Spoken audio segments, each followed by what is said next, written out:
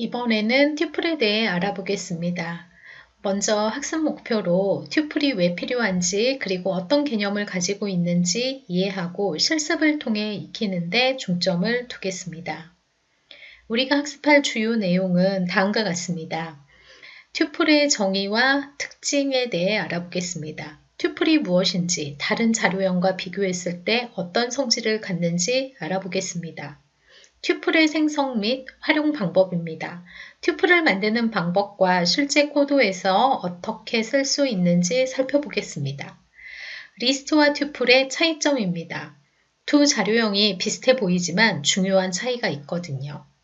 마지막으로 튜플 패킹과 언패킹을 통해 여러 값을 한꺼번에 담거나 풀어내는 방법도 배워볼 예정입니다. 그럼 튜플이 왜 유용한지 알아보겠습니다. 튜플은 변경할 수 없는 자료 구조입니다. 즉, 한 번 만들면 값을 바꿀 수가 없어요. 그래서 데이터 보호에 유리하고 딕셔너리에서 키로도 사용할 수 있는 특징이 있습니다. 또한 리스트보다 빠른 접근 속도를 제공한다는 장점도 있고요. 특히 함수에서 여러 값을 한꺼번에 반환할 때 튜플이 자주 활용됩니다. 이번에는 튜플에 대해 좀 더 구체적으로 살펴보겠습니다. 먼저 튜플이란 리스트와 비슷하지만 한 번 생성하면 변경할 수 없는 자료 구조를 말합니다. 그래서 변경이 필요 없는 데이터를 안전하게 저장할 때 특히 유용합니다. 예를 들어 요일이나 좌표처럼 바뀌지 않는 데이터를 다룰 때 튜플이 많이 사용됩니다. 리스트와 공통점도 있습니다. 인덱싱과 슬라이싱이 가능하고 for 반복문에서도 사용할 수 있으며 동일한 내장 함수들을 활용할 수 있습니다. 겉모습은 리스트와 많이 닮았지만 내부적인 성질이 다릅니다. 그럼 튜플의 특징을 살펴보겠습니다. 튜플은 소가로로 감싸거나 심지어 가로를 생략해도 생성할 수가 있습니다. 각 요소는 쉼표로 구분하고요. 중요한 점은 한 번 생성된 후에 요소를 변경, 추가, 삭제할 수 없다는 겁니다. 이제 코드 예제를 보면서 튜플 생성 방법에 대해 살펴보겠습니다. 첫 번째는 공백 튜플을 생성하는 방법입니다. 위크스라고 하는 튜플명을 써주고 동그라미 가로 열어주고 닫아줍니다. 이렇게 하면 아무것도 들어있지 않은 빈 튜플이 만들어집니다. 두 번째는 초기값을 가진 튜플 생성입니다. 위크스라고 하는 튜플명은 하고 동그라미 가로 안에 여러 값을 쉼표로 구분해서 넣으면 튜플이 만들어집니다. 세 번째는 가로를 생략한 튜플 생성입니다. 위크스라고 하는 튜플명에 항목 요소들을 콤마로 구분해서 나열해 줍니다. 보시는 것처럼 괄호 없이도 쉼표로 항목들을 구분을 하면 자동으로 튜플이 생성됩니다. 인덱스를 사용해서 튜플 요소에도 접근을 할 수가 있습니다. 리절트는 위크스 대괄호 안에 1이 들어가 있는데 이 숫자 1이 바로 튜플의 인덱스 번호가 됩니다. 리스트처럼 인덱스를 사용해서 튜플에 저장되어져 있는 요소의 값을 접근할 수가 있습니다. 여기서는 두 번째 요소인 TUE가 반환이 되어집니다. 마지막으로 중요한 점을 정리하면 튜플은 한 번 생성하면 내부 내용을 바꿀 수가 없습니다. 따라서 데이터 보호가 필요하거나 실수로 값이 변경되는 것을 방지하고 싶을 때 아주 유용합니다. 이번에는 항목이 하나인 튜플을 생성하는 방법에 대해 알아보겠습니다. 튜플은 소가로 없이도 쉼표만 있으면 자동으로 생성됩니다. 그런데 항목이 하나뿐일 때는 조금 주의해야 합니다. 이 경우에는 항목 뒤에 반드시 쉼표를 붙여야만 파이썬이 이것을 튜플로 인식합니다. 만약 쉼표가 없다면 파이썬은 그냥 일반 변수나 문자열처럼 처리하게 됩니다. 왼쪽에 코드 예제를 보겠습니다. 첫 번째 코드는 컨트리는 소가로 안에 코리아 뒤에 쉼표가 붙어 있습니다. 값 뒤에 쉼표가 붙어 있으니까 파이썬은 튜플로 인식합니다.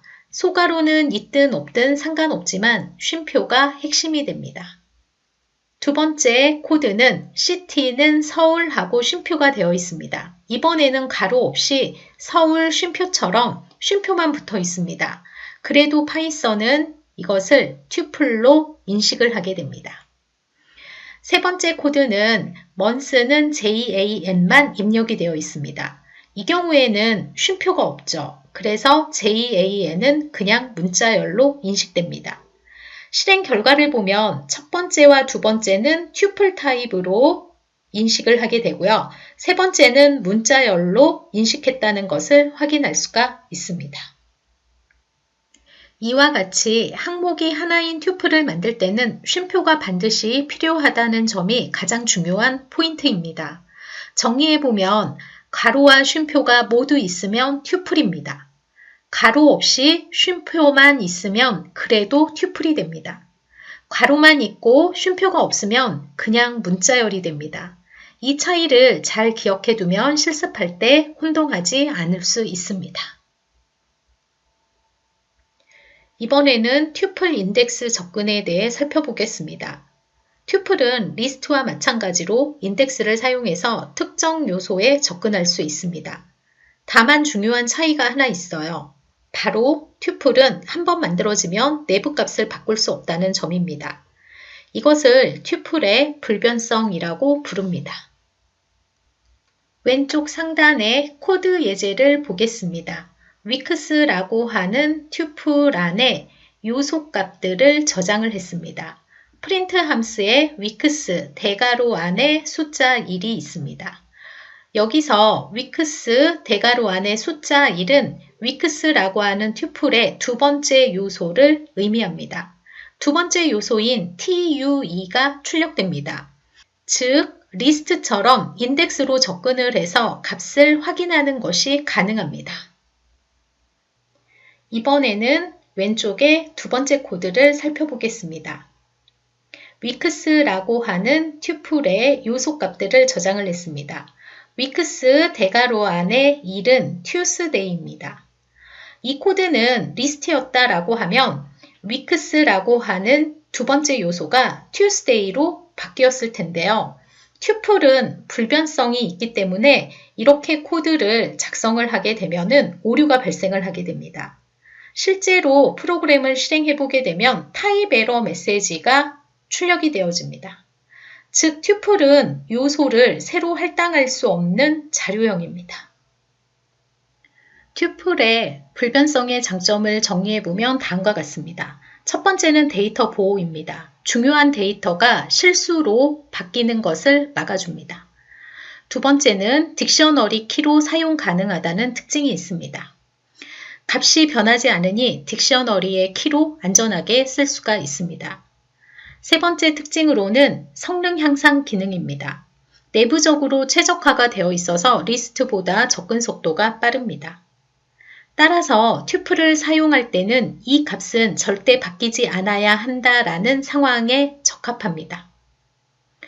만약 값을 바꿀 필요가 생기면 기존 튜플을 수정하는 것이 아니라 새로운 튜플을 다시 생성해야 합니다. 이번에는 튜플과 리스트 사이의 변환을 살펴보겠습니다. 프로그래밍을 하다 보면 어떤 경우에는 데이터를 바꾸지 못하게 보호해야 하고 또 어떤 경우에는 자유롭게 수정할 수 있어야 할 때가 있습니다. 그래서 파이썬은 리스트와 튜플 변환 함수를 간단하게 제공하고 있습니다. 첫 번째, 리스트를 튜플로 바꾸려고 하면은 튜플 함수를 사용하면 됩니다. 왼쪽에 있는 코드를 살펴보겠습니다. myList는 리스트 형태로 사과, 바나나, 오렌지를 저장하고 있습니다. myTuple은 튜플 함수 안에 myList를 넣어줬습니다. 리스트였던 사과, 바나나, 오렌지가 튜플 함수를 만나면서 튜플 형태로 변환이 되어서 myTuple에 저장된 것을 확인할 수가 있습니다. 이렇게 바꿔주면 리스트의 내용을 더 이상 수정할 수 없게 되므로 데이터를 안전하게 보호해야 할 때 유용하게 사용됩니다. 반대로 튜플을 리스트로 바꾸고 싶다면 리스트 함수를 사용합니다. 오른쪽의 코드를 보겠습니다. my 튜플을 선언을 하고 빨강, 파랑, 녹색의 값을 저장을 했습니다. my list는 리스트 함수 안에 my 튜플의 값을 넣어줬습니다. 튜플이 리스트 함수를 만나면서 my list로 해서 리스트 형태로 변환이 되어집니다.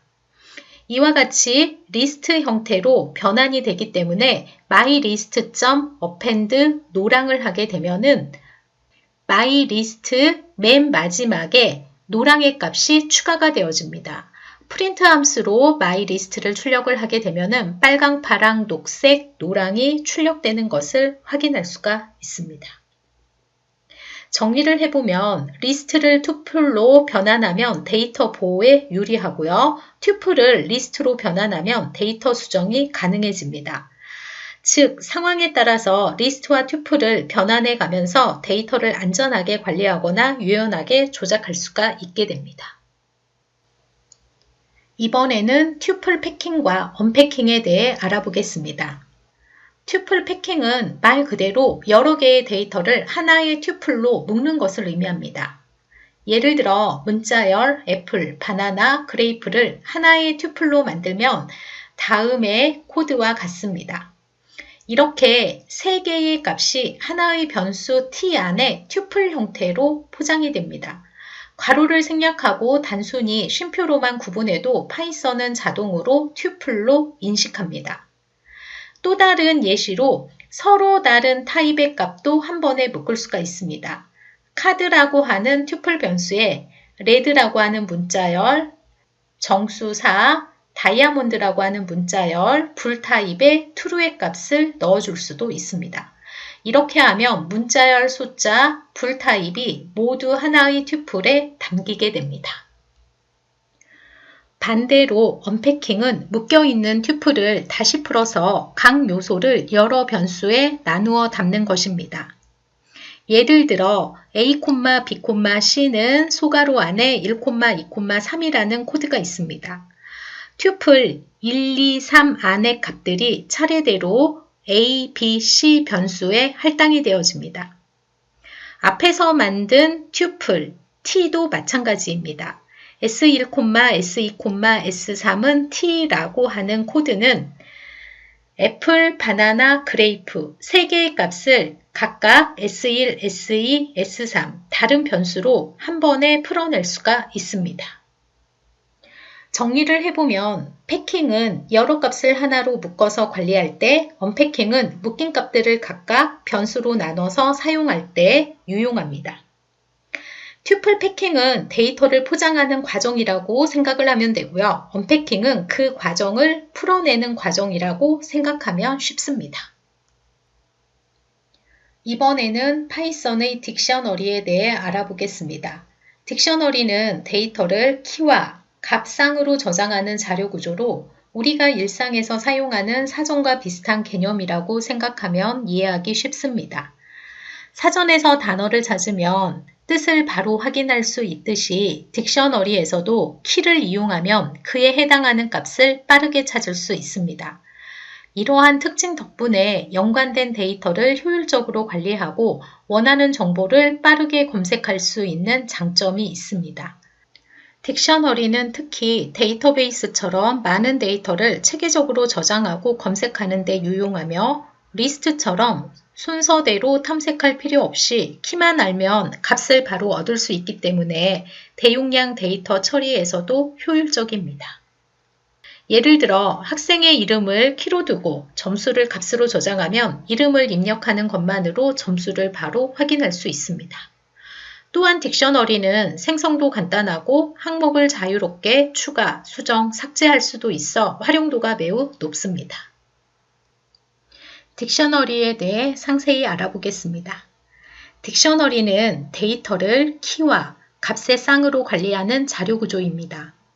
마치 사전에서 단어를 찾으면 그 뜻이 나오듯 딕셔너리에서도 키를 입력하면 그에 해당하는 값을 빠르게 얻을 수 있습니다. 딕셔너리의 구성 요소를 보면 먼저 키는 반드시 유일해야 하고 변경 불가능한 값이어야 합니다.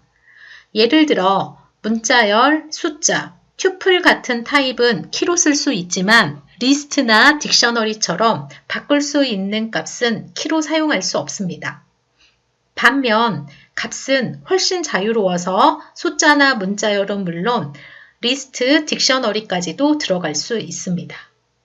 그렇다면 왜 키는 변경 불가능해야 할까요? 만약 학번이 수시로 바뀐다면 학생 데이터 관리가 혼란스러워지는 것처럼 딕셔너리도 키가 흔들리면 데이터 전체가 불안정해집니다. 그래서 파이썬에서는 안정적인 키를 바탕으로 내부적으로 해시 테이블이라는 구조를 사용해서 빠른 검색을 가능하게 합니다. 오른쪽 하단의 딕셔너리 활용 예시와 같이 학생 정보를 관리하는 스튜던트 딕셔너리를 만들어 보겠습니다. 여기서 키는 name, id, age, course이고 각각의 값은 이름, 학번, 나이, 수강 과목 리스트로 연결되어 있습니다. 이제 name이라는 키를 호출하면 바로 김철수라는 값을 얻을 수가 있고요. 코스를 통해서 수강 과목 전체를 확인할 수가 있습니다. 즉, 딕셔너리는 키를 기준으로 데이터를 저장하고 검색하기 때문에 대량의 데이터를 효율적으로 관리할 수 있고 코드의 가독성도 높여줍니다. 딕셔너리를 만들 때는 중괄호 안에 데이터를 넣고 각 항목을 키 콜론 값 형태로 저장합니다. 키와 값은 콜론으로 구분을 하고 여러 항목은 쉼표로 구분하는 방식입니다. 예를 들어 빈 딕셔너리를 만들고 싶다면 캐피탈스는 중괄호 열어주고 닫아주면 됩니다. 여기에 초기 값을 함께 넣고 싶다면 캐피탈스는 중괄호 열어주고 코리아 콜론 서울 쉼표 USA 콜론 워싱턴이라고 정의하면 됩니다. 여기서 코리아와 USA가 키가 되고 서울과 워싱턴이 각각 값이 됩니다. 오른쪽 활용 예시와 같이 딕셔너리를 만드는 방법에는 크게 세 가지가 있습니다. 첫 번째는 가장 일반적인 방식인 중괄호를 사용하는 방식입니다. 컨트리 캐피털스라고 하는 딕셔너리 명을 정의를 하고 중괄호 안에 키 콜론 밸류 형태로 해서 저장을 합니다. 이 방법이 직관적이고 가장 많이 사용됩니다. 두 번째 방식은 딕셔너리 함수인 dict를 사용하는 방법입니다. 키 값상을 튜플 형태로 묶은 리스트를 딕셔너리 함수 dict에 전달하면 딕셔너리가 생성됩니다. 두 번째 예시와 같은 방식은 데이터를 다른 형태에서 변환할 때 특히 유용합니다. 세 번째는 키워드 인자 사용입니다. 오른쪽의 세 번째 활용 예시와 같이 dict 함수의 키워드 형태로 전달을 하면 자동으로 딕셔너리가 생성됩니다. 이 방법은 키가 반드시 문자열일 때만 가능합니다. 정리를 하면 딕셔너리는 중괄호로 직접 정의하는 것이 가장 일반적이고 dict 함수나 키워드 인자를 활용하면 상황에 따라 더 유연하게 사용할 수 있습니다.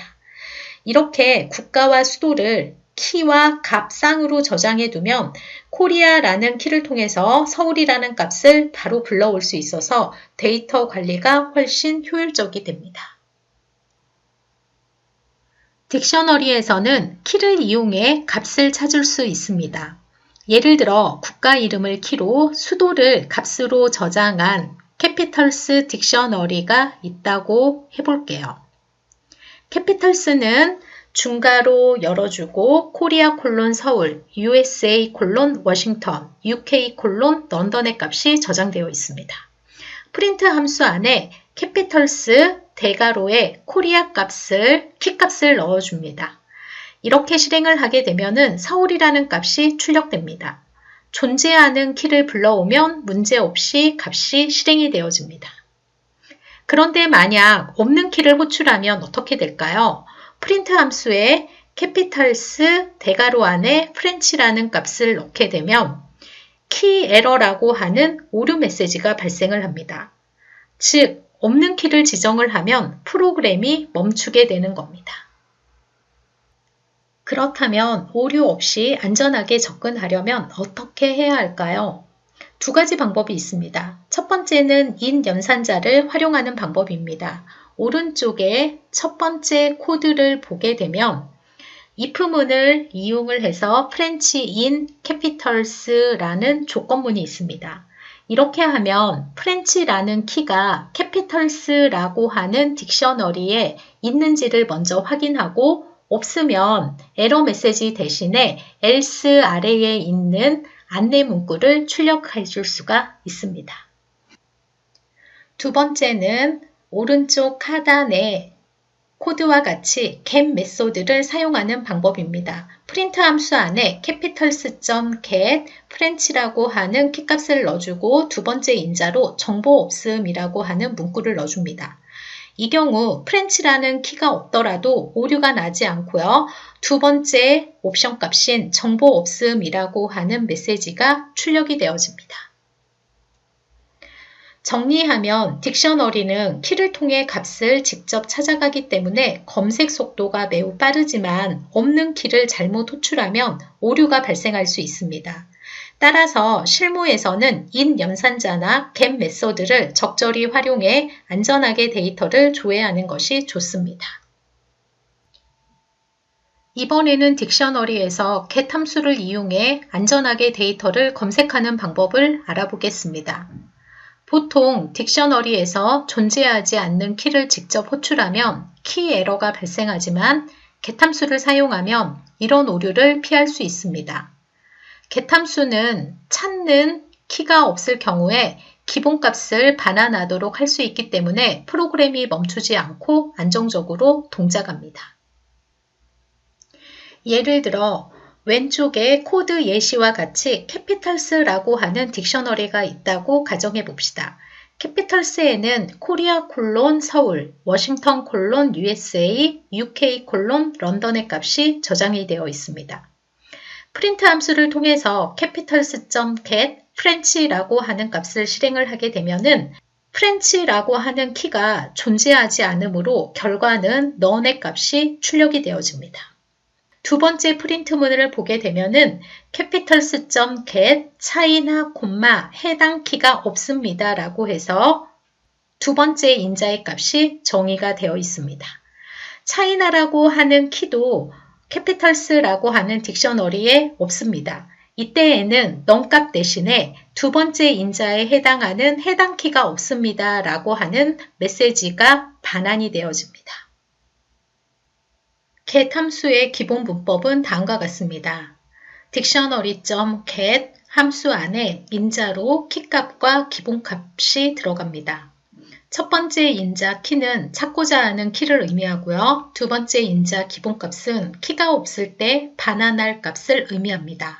기본값을 생략하면 기본적으로 none 값을 반환해 줍니다.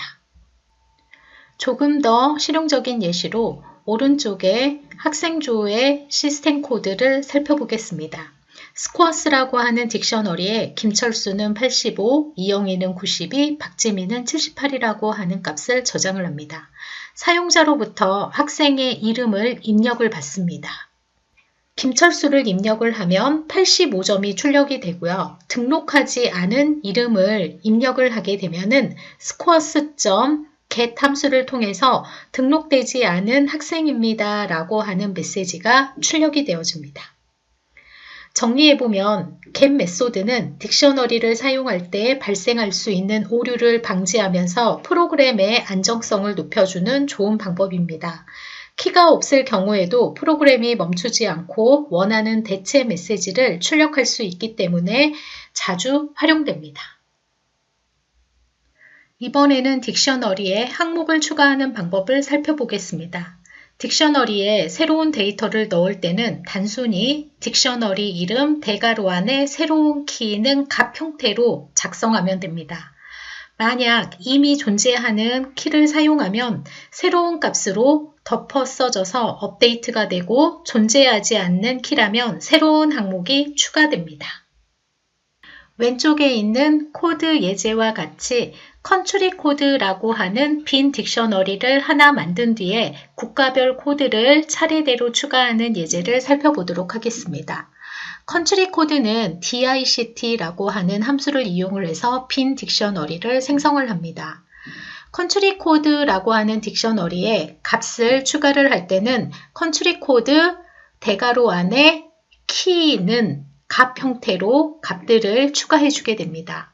컨트리 코드를 출력을 하게 되니까 코리아 콜론 82, 차이나 콜론 86, 저펜 콜론 81이라고 하는 값이 출력이 되어집니다. 이 원리를 조금 더 실제적인 예로 오른쪽 코드와 같이 학생정보 관리 시스템에 적용해 볼 수 있습니다. 먼저 student라고 하는 빈 딕셔너리를 중괄호를 이용해서 생성을 하게 됩니다. 우리가 항목을 추가하는 데 배웠던 대괄호를 이용을 해서 정보를 추가를 하게 됩니다. 여기까지 하면 학생의 이름, 학번, 나이, 수강 과목이 모두 딕셔너리에 들어가게 됩니다. 그런데 학생의 나이가 한 살 더 많아졌다거나 과목이 추가되었다면 어떻게 할까요? 딕셔너리는 이미 있는 항목의 값을 새로 지정해서 수정할 수가 있고요.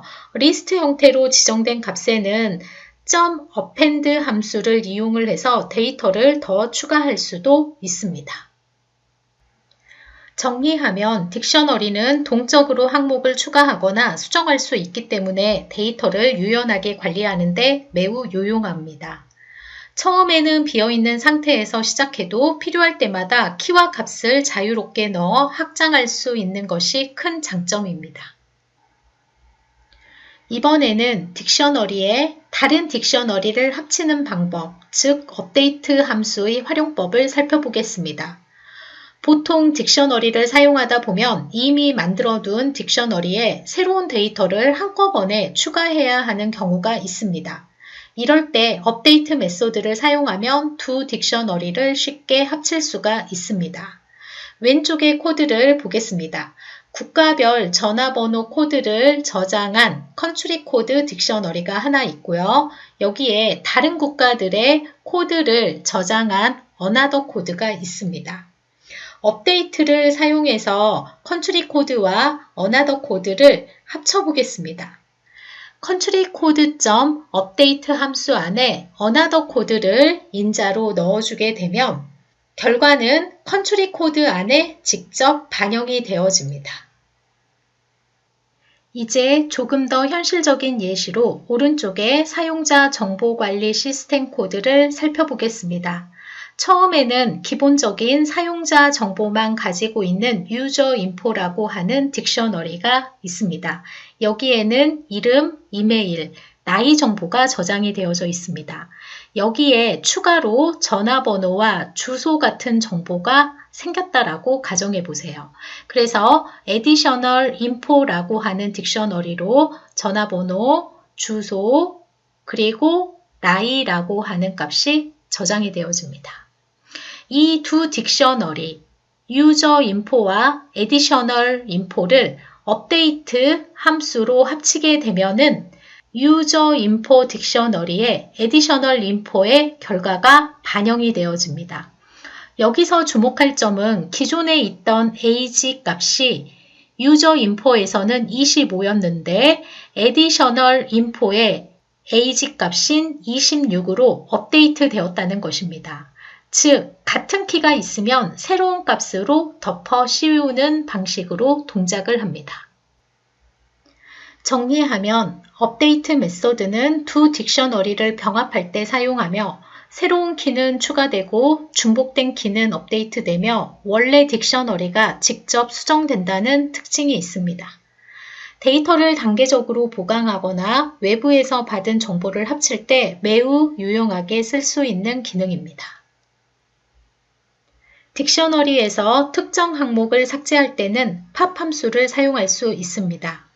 팝 함수는 단순히 데이터를 지우는 것에 그치지 않고 삭제된 항목의 값을 반환하기 때문에 이 값을 변수에 저장해서 활용할 수도 있습니다. 예를 들어 왼쪽의 코드 예제와 같이 컨트리 코드라고 하는 국가 코드를 담고 있는 딕셔너리가 있습니다. 여기에서 result는 country code.pop 함수 안에 차이나 값을 넣게 되면 차이나라고 하는 키가 삭제가 되면서 차이나에 해당하는 값 86이 result라고 하는 변수에 저장이 되어집니다. 프린트 함수로 result의 값을 출력을 하게 되면은 차이나에 해당하는 값 86이 출력이 되어지고 컨트리 코드라고 하는 딕셔너리를 출력을 하게 되면은 딕셔너리에서 차이나라고 하는 키가 삭제가 되어 출력되는 것을 확인할 수가 있습니다.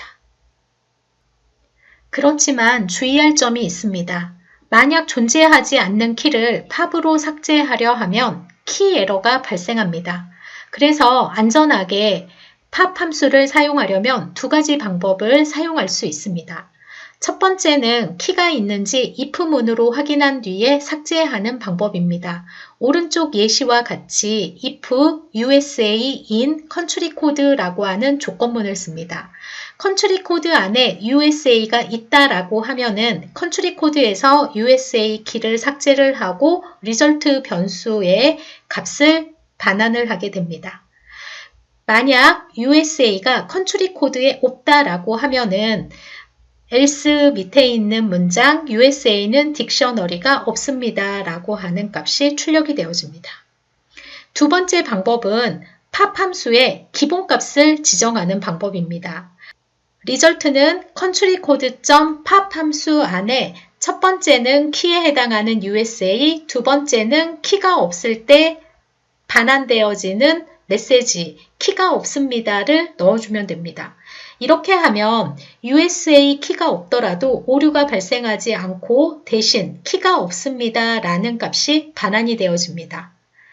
정리하면 팝 메소드는 항목을 삭제하면서 동시에 값을 활용해야 할 때 매우 유용합니다. 특히 데이터가 존재하지 않을 수도 있는 상황에서는 인 연산자나 기본값 인자를 활용해서 프로그램이 안전하게 동작하도록 만들 수도 있습니다. 이번에는 딕셔너리에서 모든 항목을 삭제하는 방법, 바로 클리어 함수 사용법을 알아보겠습니다. 먼저 간단한 예시를 볼까요? 왼쪽에 코드와 같이 컨트리 코드 안에는 국가명과 코드가 저장이 되어져 있습니다.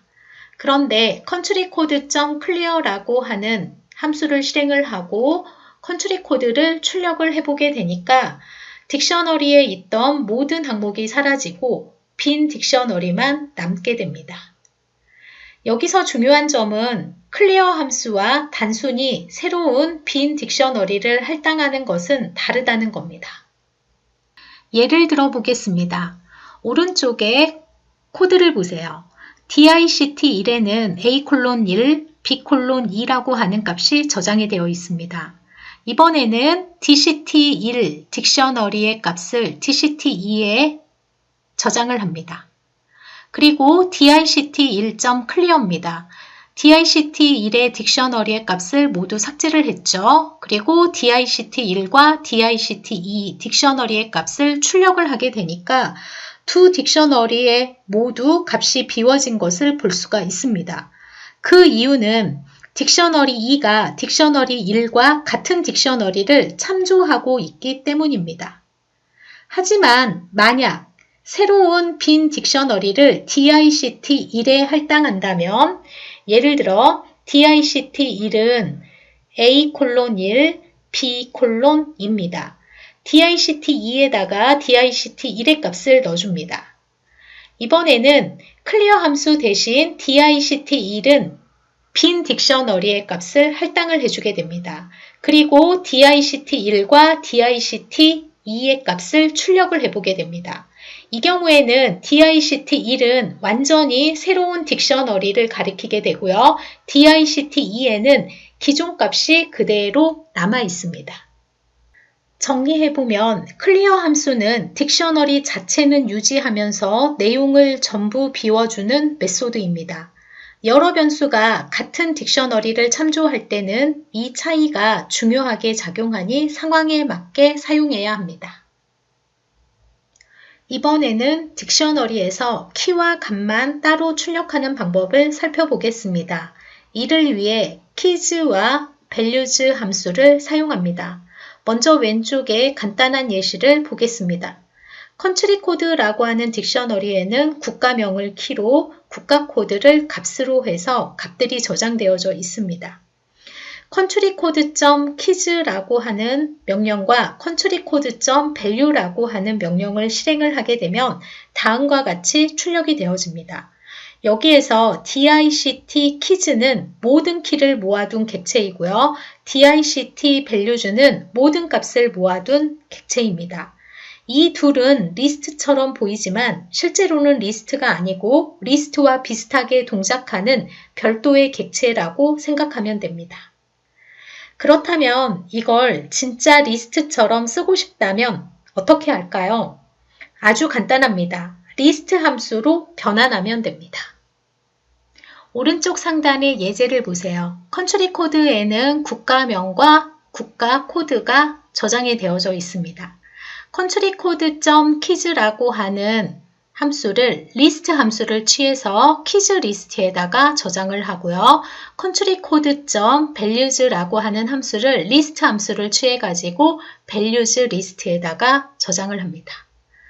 이 두 리스트를 출력을 하게 되니까 우리에게 익숙한 리스트 형태로 값이 바뀌어서 출력이 되어집니다.